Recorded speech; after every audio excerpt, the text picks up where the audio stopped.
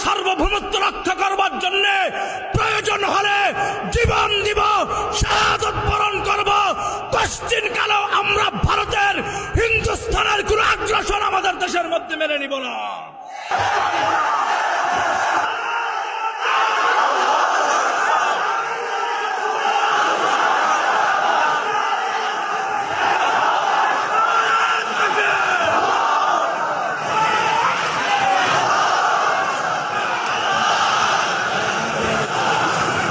আমাদের পিছনে নতুন আরেকটা ষড়যন্ত্র নাড়া দিচ্ছে।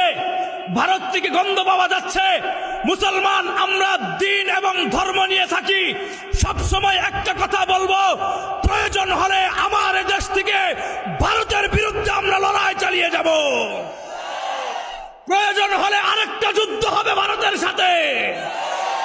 কারণ এই ভারতের সাথে লড়াই করে আমরা যদি মৃত্যুবরণ করি, আমরা যদি শাহাদাত বরণ করি, মুসলমান তোমাদেরকে প্রতিজ্ঞা করাইতে চাই, ভারত যদি আমাদেরকে যুদ্ধের আহ্বান করে আমরা তাদের সাথে পিছপা হব না ইনশাআল্লাহ। কথা ঠিক না বেঠিক? ভারতের সাথে প্রয়োজনে লড়াই হবে ইনশাআল্লাহ। এই লড়াই থামবার নয়। রাসূল পরিষ্কার ঘোষণা করেছেন, নাসাই ইবনে মাজার মধ্যে পরিষ্কার ঘোষণা করে দিয়েছেন, কিয়ামতের ময়দানে দুইটা মানুষকে আল্লাহ তাআলা মুক্তি দান করবেন। সেই দুইটা মানুষের নাম হচ্ছে, কিয়ামতের আগ মুহূর্তে মুসলমানদের দল যারা ঈসা আলাইহিস সালাতু ওয়াস সালামের সাথে থেকে যুদ্ধে অংশগ্রহণ করবে, এদেরকে আমার আল্লাহ জাহান্নাম থেকে মুক্তি দিয়ে জান্নাত দান করবেন। আরেক শ্রেণীর মানুষ হচ্ছে, কিয়ামতের আগে হিন্দুস্তানে একটা যুদ্ধ হবে। সেই যুদ্ধের মধ্যে যে সমস্ত ইমানদাররা মুসলমানের পক্ষ হয়ে ভারতের বিরুদ্ধে ঝাঁপিয়ে পড়বে, শাহাদাত বরণ করলে আমার আল্লাহ তাদেরকে জাহান্নাম থেকে মুক্ত করে জান্নাতের পথে পাঠাবে। কাজেই এই লড়াই যদি বিশাল লড়াই হয়, ভয় পাওয়ার কোনো কারণ নেই।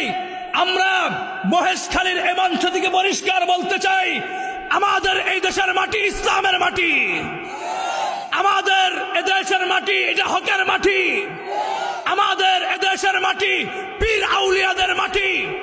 আমাদের এদেশের মাটি আমরা সার্বভৌমত্ব রক্ষা করবার জন্য প্রয়োজন হলে জীবন দিব, শাহাদাত বরণ করব।